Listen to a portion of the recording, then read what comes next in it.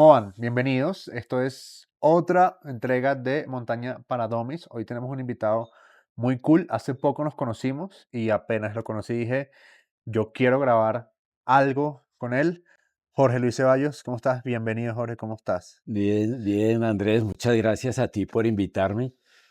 Estoy que me hablo mucho de montañas y de lo poquito que sé sobre ellas. Bueno, bueno, nos conocimos en el Festival de la Montaña Sí, recientemente. Un abrazo para Esteban y para Alfonso Esteban y para Paula.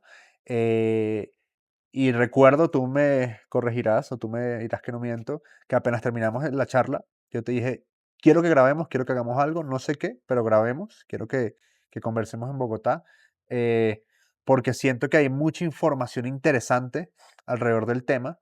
Eres glaciólogo, o mejor dicho, ¿qué eres? Porque cuando a mí me entregaron el brief para nuestra charla en Manizales, a mí me dieron un texto larguísimo. Yo saqué una frase, pero ¿cómo podrías decir tú a qué te dedicas exactamente?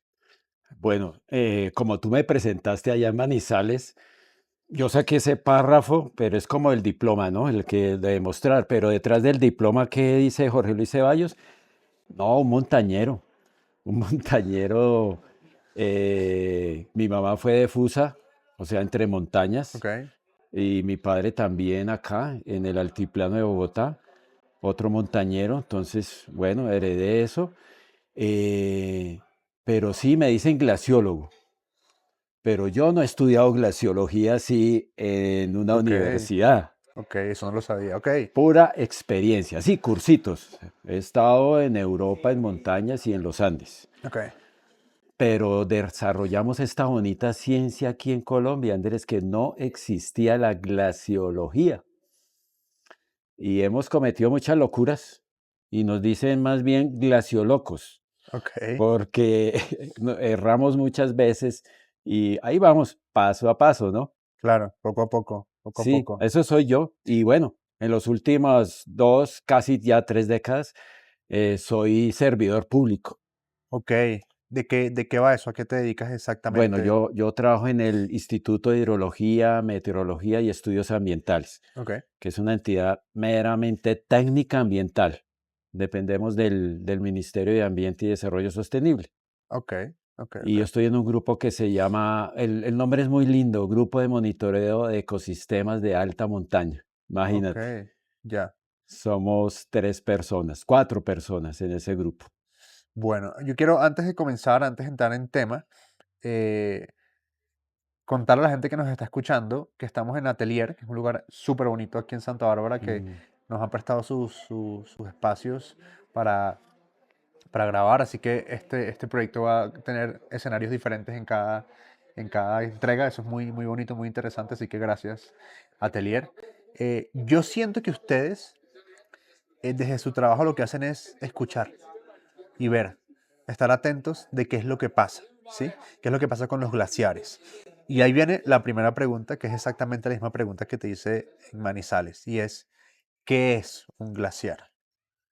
Bueno, es una definición muy, muy sencilla. El glaciar es dos cosas, son dos cosas, hielo, o sea, agua en estado sólido, y nieve, Ok, también, agua en estado sólido. Hielo y nieve, eso es lo que se llama un glaciar. Y glaciar hace parte de algo más grande que es la criosfera terrestre. ok, Entonces, el agua en estado sólido definitivamente es una cosa maravillosa. Tener un bloque de hielo en las manos, en un vaso de agua o en una montaña es una cosa increíble, increíble. Y eso es un glaciar, Andrés, sencillamente. Algunos dicen, lo complejizan, ¿no? Dicen, no, pero para que sea glaciar se tiene que mover, ok, ¿sí? Que el glaciar avance. Otros dicen, no, no, si está quieto también es glaciar. ok, Otros dicen, no, agréguele el ingrediente rocas, porque dentro del hielo hay rocas. sí, Eso es un glaciar. ok, Pero la mayoría de los que estudiamos eso decimos, cada país define qué es. ok, Entonces, por ejemplo, los chilenos dicen que nuestros hielos no son glaciares. que son glaciaretes, imagínate, que Ok, yo dije, no es una palabra así como un poquito despectiva. sí. Glaciarete es un glaciar pequeñito. Por eso es que Chile no va al mundial, por ese tipo de actitudes. Sí, entonces yo les dije, para un colombiano, un pedacito de hielo, así tenga media hectárea, para nosotros eso es un glaciar. Sí. Que si no le cae nieve, no importa, son nuestros. Entonces cada país define eso, pero lo básico es hielo y nieve. Eso es. Y si hablamos de actualidad, ¿sí? Yo tenía esta pregunta súper escrita para mi cabeza es, hagamos inventario, ¿sí? ¿Cómo estamos de glaciares en Colombia hoy en día, 2025, agosto 2025? ¿Cómo estamos? O sea, ¿cuál es el estatus actual? Porque, por ejemplo, te lo pregunto porque yo que soy de Venezuela, como lo hablamos en Sí, Manizales, sí, hace unos meses Venezuela fue declarado como el primer país andino que oficialmente ya no tiene glaciares. Yo tuve la suerte de caminar en glaciares en Venezuela. Me cuesta pensar que ya eso no está ahí. Y me da un poco de dolor saber que es cuando vuelva, porque voy a volver pronto, si Dios quiere, no va a estar. Y es un cambio, porque mi montaña favorita de Venezuela es el Humboldt, que es la que tenía más claro. glaciar. Y te hablo de más glaciar de 20 minutos de caminata. Pensar que eso ya no está es como, wow. Entonces la pregunta es, ¿en qué estamos? ¿Cómo están las cuentas ahorita de glaciares aquí en Colombia? Sí, bueno, a propósito, antes de hablar de Colombia, también hemos sentido lo de Venezuela. Es increíble como uno lo siente también, que una montaña blanca ya no sea blanca. Y comparto ese sentimiento de pérdida, ¿no? Que para Colombia también no es fácil la situación, pero tampoco es catastrófica. Estamos en unas décadas de una oportunidad única para disfrutar esos poquitos 30,8 kilómetros cuadrados, ¿sí? Que si nos comparamos con todos los Andes que tienen casi 31,000 kilómetros cuadrados, 30, uno diría, no, eso no es nada. Pero es que estos hielos colombianos no hemos podido reaprender de ellos lo especiales que son. Ok, Lo especial. Yo quiero que aprendamos eso hoy, Andrés, que a veces normalizamos mucho ver una montaña aquí pequeñita blanca y no es tan natural. Yo llevo 2 décadas estudiándolos y mira, todavía no entiendo por qué están. No ok. deberían estar ahí y están. Es increíble. Y bueno, esas 6 pequeñitos que tenemos, 2 sierras nevadas, la de Santa Marta, que es el glaciar que está más al norte de los Andes y de Sudamérica. Es la Sierra Nevada más, El la macizo Sierra Nevada litoral litoral más, más alto más del alto del planeta. planeta, sí. Sí, no de los Andes, del planeta. Ahí no sabemos bien qué está pasando.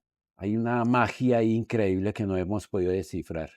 Y bueno, y la otra Sierra Nevada, el Cocuyo Huicán, una cosa espectacular por su altura, sus montañas tan simétricas y asimétricas y esa posición entre la cuenca del Orinoco Sí, y la región andina sí, tiene una colombiana, posición muy uf, particular, muy ¿no? particular. Ok, Y bueno, el resto, 4 volcanes nevados, que ya no lo sabemos, el Ruiz, que es el jefe, el Santa Isabel, que es nuestra gran pérdida próxima, el Tolima, que los deportistas, eso es el objetivo, y el más al sur, cerca de Ecuador, el Huila. Huila. Esos son nuestros pequeños, bellísimos glaciares. Este año, 2025, fue declarado Año de los Glaciares. Hablamos de eso Sí, y me gustaría que cuentes esa historia porque se me hace particular y segundo, es como hasta ahora sí, tenemos un hasta Año de los ahora. Glaciares. ¿Cómo es esa historia? Sí, por fin, yo cuando se divulgó eso es una resolución de Naciones Unidas, Sí, me puse muy feliz, dije, no, esto hay que hacer muchas cosas. Y bueno, eso fue en una asamblea donde asistieron alrededor de 70 países, una asamblea sobre los objetivos de desarrollo sostenible. Y un país levantó la mano, así fue, que un país que ni yo conocía, allá en la cordillera del Himalaya, Tayikistán, que tiene unos glaciares muy lindos, y dijo que la criosfera terrestre estaba en crisis, que había peligros, que millones de gente en el planeta dependían de los glaciares, se estaban derritiendo. En 2 frases, ¿qué es la criosfera? Para que la gente Bueno, la entienda. criosfera, el agua en estado sólido, o sea, hielo, nieve, el granizo que cae aquí en Bogotá, por ejemplo, eso hace parte de la criosfera terrestre, pero es Okey. temporal. Sí, A las pocas horas ya no hay granizo. Esa es la criosfera. Y bueno, este país entonces propuso eso en el 2022 y todos los países se pusieron de acuerdo y afirmaron, listo, vamos a celebrar un año. Y dijeron 2025. Y llegó el 2025 y hay una resolución. ¿Y qué dice la resolución? Esa justificación. Y se invita a todos los países que tengan glaciares o no a hacer eventos, conmemoraciones, investigaciones, todos que hagamos algo. Esta entrevista que tú me haces hace parte de esa celebración, de esa conmemoración. Estamos aportando un poquito. Y también se dijo en esa resolución que se iba a dedicar un día al año a partir de este año 2025, 21 de marzo. 21 de marzo. Entonces, todos los años debemos hacer algo, ¿sí? Montañistas, indígenas, academia de todos, cada año hacer algo. Tú dices algo que me gustaría en lo cual me gustaría indagar, y es el debemos hacer algo, ¿sí? Lo voy a poner así un ejemplo como para que lo podamos desarrollar, y es, pues yo no soy médico, yo no voy a ir a salvar vidas, yo no soy abogado, yo no voy a ir a firmar divorcios, yo no soy glaciólogo, yo no, ¿qué voy a hacer por los glaciares? Pero sí hay cosas que se pueden hacer, ¿no? Eh, ¿Qué se puede hacer desde el ser humano, vamos a llamarlo regular, convencional, que ha ido a Monserrate, a la Quebrada la Vieja y a Chingaza, ¿sí? Pero que no deja de ser colombiano y que no deja de tener una acción dentro de esa empresa de los glaciares colombianos? eh, ¿Qué se puede hacer desde la casa para impactar positivamente o para desimpactar o no impactar los glaciares de Colombia? ¿Cómo hacemos todos desde la casa para que las cosas fluyan? Cambien, bueno, los glaciares es el sistema natural más sensible que hay en el planeta. Si a ti, a un glaciar, un pedacito de hielo, se le cambia un poquito la temperatura, la humedad, la radiación solar, él responde. Por eso son los mejores indicadores. Y yo en estos 20 años que llevo estudiando los glaciares, que eso es como un intérprete, ¿no? Yo escucho los glaciares, bueno, ¿qué es lo que me están diciendo? Y ellos me han dicho esto: este clima no es para nosotros. Qué pena, no están dadas las condiciones, yo me tengo que derretir. Les colaboro con la salida. Sí, este clima ya ustedes se lo tiraron, no puedo permanecer. Los glaciares han dicho, si quieren que yo me mantenga en el espacio y en el tiempo, estabilicen el clima, pero eso no es de un mes a otro. Eso por lo menos va a tardar un siglo o más en estabilizar el clima si se portan bien, como dicen las mamás.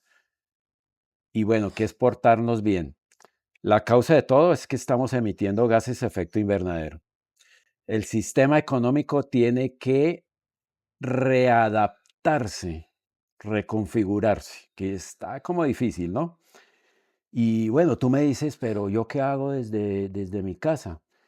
Hay muchas cositas pequeñas que ya las sabemos. El ahorro del agua, consumir menos, pero no se trata de consumir menos, ¿sí? Porque es que el ser humano es consumista. Somos homo sapiens. Sí, Pero sí, por ejemplo, un tema, el fashion. Entonces, el mercado nos obliga a estar de moda. sí. Yo tengo que comprarme el mejor pantalón, las mejores botas para ir a la montaña de tal marca y reemplazarlas a los 2 años, así estén bien, porque salió otro modelo. Y me gusta consumir, entonces está bien consumir, pero cambiemos la economía a bioeconomía. Entonces, ya la tecnología, hay materiales ambientalmente sostenibles, Sí, biopolímeros, proteínas sintéticas de un material que tú puedes construir una camisa por muchos años y es ambientalmente sostenible. Pero eso depende de las grandes empresas que nos venden cosas. Eso es tan solo un ejemplo, ¿no? La bioeconomía. sí, Entonces, si a mí la publicidad me vende eso de a poquito, yo voy a cambiar mi mentalidad. Si eso se hace en todo el planeta, los glaciares entonces nos van a responder, pero en varias décadas claro, ok. se estabilizarían, pero se van a estabilizar los más altos y los más grandes. Estamos hablando de Himalayas. Claro, los que estén por encima de 5.500 Ok, o si acaso 5.000. Los glaciares colombianos, pues no son tan altos, ¿sí? 5.300, nuestras cumbres o 5.700, pues no son tan bajitos, pero tampoco altos.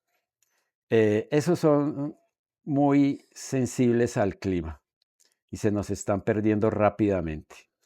Y es increíble, ¿no? O sea, los colombianos no tenemos la culpa de eso, cierto. ¿cierto? Están al otro lado del mundo o más al norte los culpables de eso. Y uno dice, bueno, pero ¿por qué si no hemos hecho nada, no contribuimos en Colombia a nada en la acumulación de gases de efecto invernadero y sin embargo sufrimos las consecuencias? No es Consecuencias, justo. claro. Así nos portemos individualmente bien.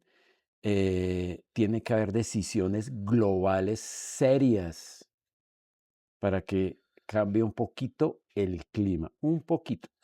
Tú dijiste en Manizales una frase que me gustó mucho. No la recuerdo fielmente, pero me gustaría ver, tú la debes tener muy interiorizada sobre el cambio climático. Tienes una frase, no sé si la tienes en la cabeza, que era A algo ver, como el cambio climático no está pasando, ya pasó. Era algo así, ¿verdad? sí, el clima no está cambiando, el clima cambió. Y desde mediados de los 80 Ok. se intensificó.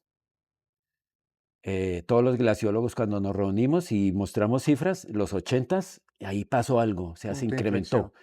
Sí, un punto de inflexión muy importante. Y las altas montañas como las nuestras son muy sensibles a eso. Tú sabes que aquí en nuestros países ecuatoriales, a medida que ascendemos, cambia las cosas, ¿no? Más frío, cambian los ecosistemas y se vuelve muy sensible las cosas al clima, como no pasa en otras altitudes. A nivel del mar, que ascienda la temperatura 2 grados, no es mucho de los efectos, pero en alta montaña que nos digan en 50 años va a subir la temperatura 2 grados Celsius, eso es catastrófico. Claro. O sea, glaciares se funden. Ahí, eso es otra pregunta. Eh, voy a pecar de ignorante, pero ese es mi rol acá. Hablamos del calentamiento global, ¿sí? Que se genera por gases de efecto invernadero, eh, lo cual termina generando, sí, que las temperaturas promedio del planeta suban. Esta es una doble pregunta, ¿existe el enfriamiento global? Y la curiosidad que tengo es, ¿qué rol juegan los glaciares en el mundo? ¿Cuál es el papel de los glaciares? ¿Sí? Porque, no sé, los bosques, las selvas, los árboles se dedican a el proceso de purificación del aire, por ejemplo, ¿sí? ¿Cuál es se me fue la palabra, cuál es el rol que juegan los Ujú. glaciares en el planeta? ¿Para qué están ahí? Bien, ahí las Naciones Unidas dieron 10 puntos de qué papel cumplen los glaciares Ok, y recogieron ideas de todos los países y es increíble la variedad de roles que tienen los glaciares, ¿sí? Desde el punto de vista científico, por ejemplo, que me corresponde esa percepción, los glaciares ayudan a regular el clima, ok, como un aire fresco, llamémoslo así. Pero los grandes, entonces estamos hablando de la Antártida y del Ártico. Y la mayor preocupación está en el Ártico, que está cambiando muchísimo. Y esa mancha blanca del Ártico en el invierno ayuda a refrescar el clima, refleja el calor por lo blanco, pero ya no es tan blanco. Ok, Y en verano mucho menos es blanco. Esa es la gran preocupación hoy. ok, Aunque algunos están felices de que el Ártico ya se pueda navegar en invierno, ¿no? Están felices del calentamiento global. Pero el Ártico es una parte muy sensible que uno dice, pero eso está allá lejos en el norte y nosotros estamos en el Ecuador. Hay una conexión ya, directa. Y bueno, ese es desde el punto de vista científico ese rol. Pero hay países que el agua dependen de los glaciares, ok, como sectores de Perú y Bolivia, sí, nuestros amigos. Entonces, para ellos el rol es suministro de agua. Para otros es un peligro, los glaciares, el rol es una amenaza increíble. En Perú, seguir hablando de nuestro vecindario andino, en Perú los glaciares no solo representan fuentes de agua, sino un peligro porque han generado catástrofes. Entonces caen bloques en lagunas y generan avalanchas.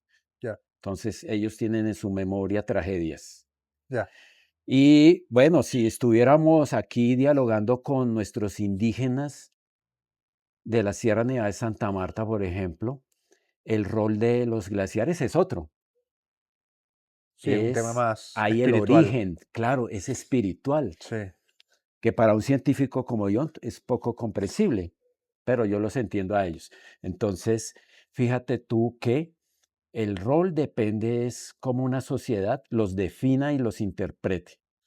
ok, acabas de decir algo que me lleva a mi siguiente pregunta, y es, aquí en Colombia, bueno, yo vengo de Venezuela y en Venezuela nunca, no recuerdo, tal vez sí hubo y yo no lo supe, nunca hubo una prohibición de visitar los glaciares. Más bien era como un fomentar el turismo, responsable, obviamente, pero acá en Colombia, desde que yo tengo uso de razón de montaña, no se puede ir a ciertas montañas, ¿no? Sí, ciertas. Eh, hablemos específicamente del caso, por ejemplo, del Cocuy, ¿sí? He tenido la oportunidad de estar allá, en el Ritacubas, en el púlpito. Bueno, yo sé que estaba en el púlpito porque sé que estaba ahí porque no se dejó ver, pero yo sé que él estaba detrás de esas nubes. Y no se puede, ¿no? No se puede tocar, no se puede tener contacto con el glaciar, a menos que uno sea glaciólogo y tenga la oportunidad de... Me comentas que llegaste anoche de allá de... Supongo que estabas haciendo mediciones, etcétera. Sí.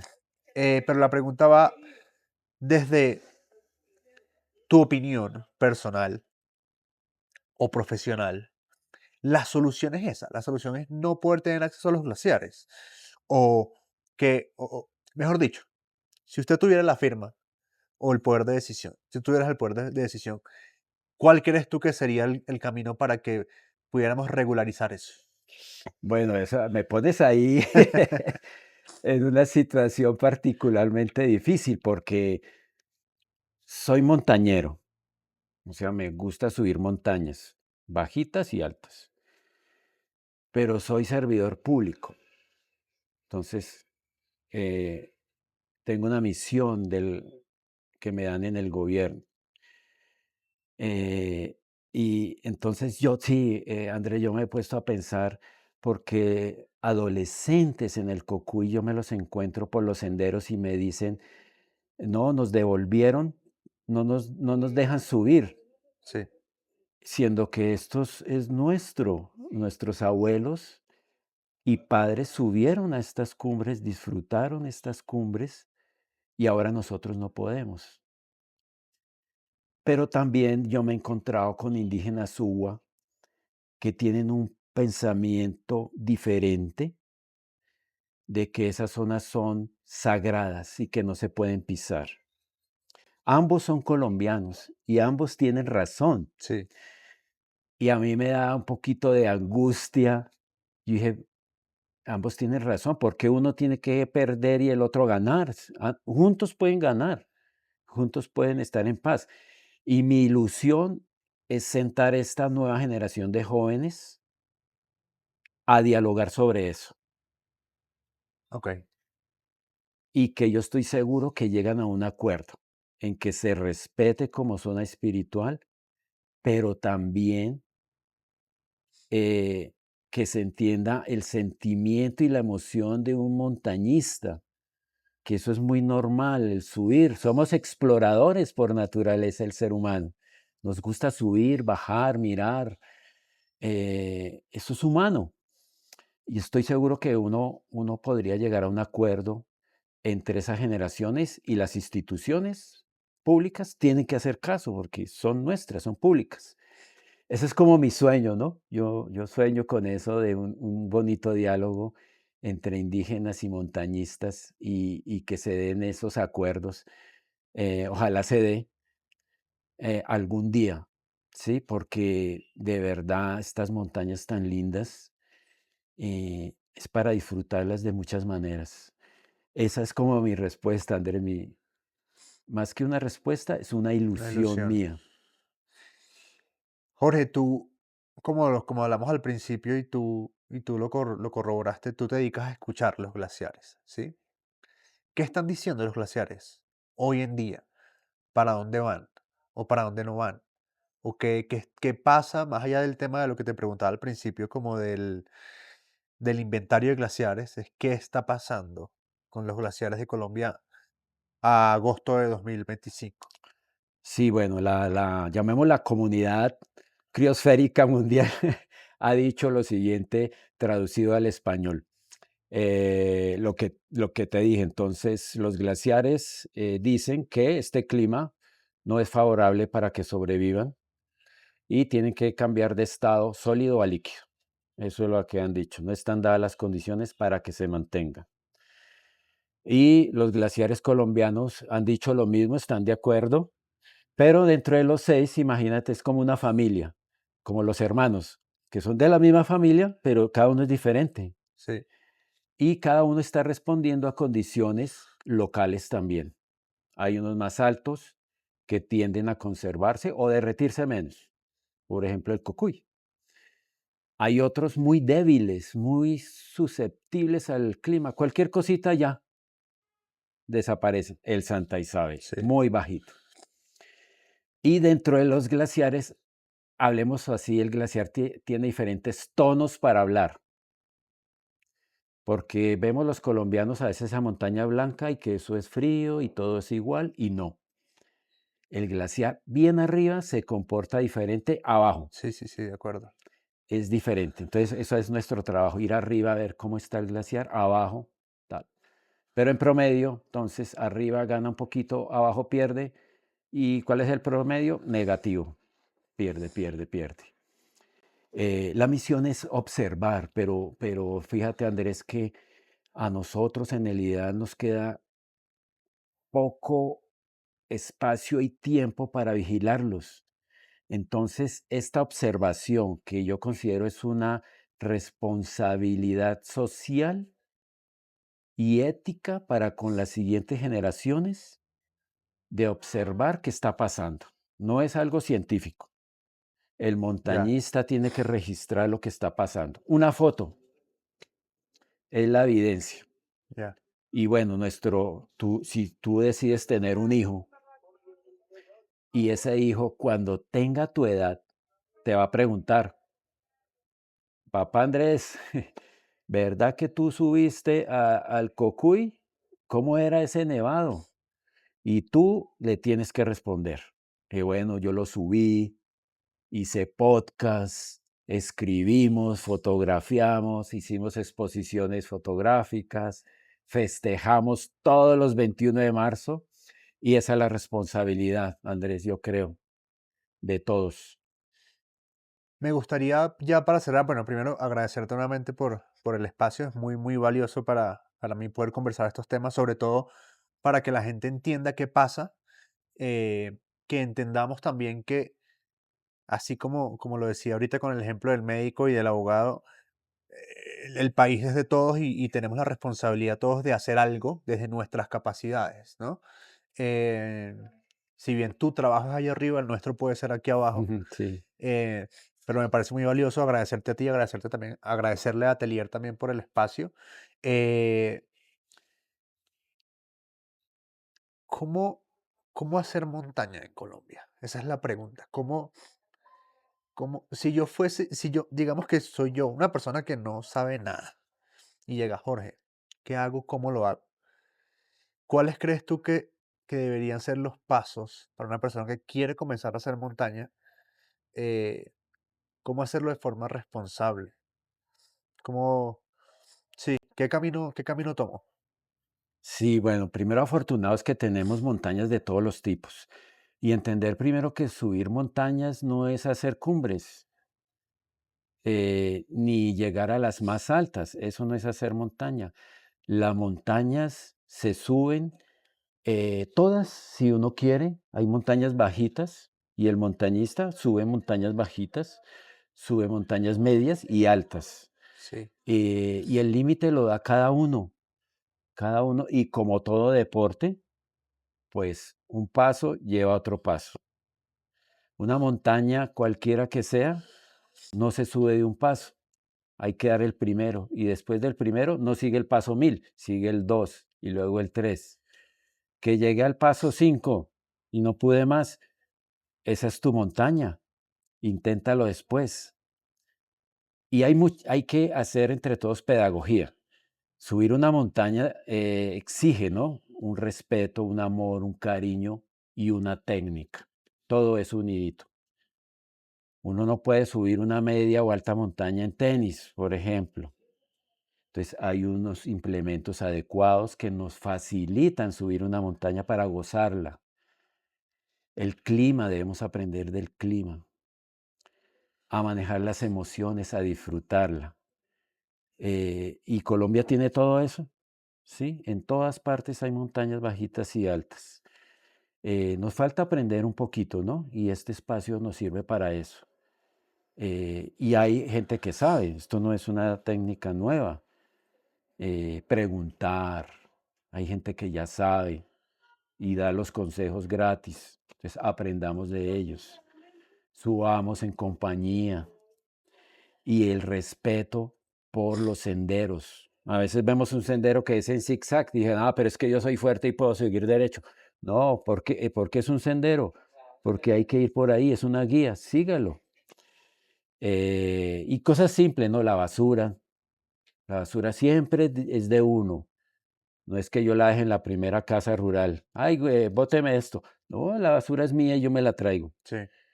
El agua, la hidratación, todas esas cosas. Y hay una parte también que yo como geógrafo digo, eh, aparte de ser montañista, hay que ser montañero. Es decir, el objetivo no es terminar el sendero en el tiempo menor posible. No, compartir la gente que vive en la montaña. Si yo paso por una finca,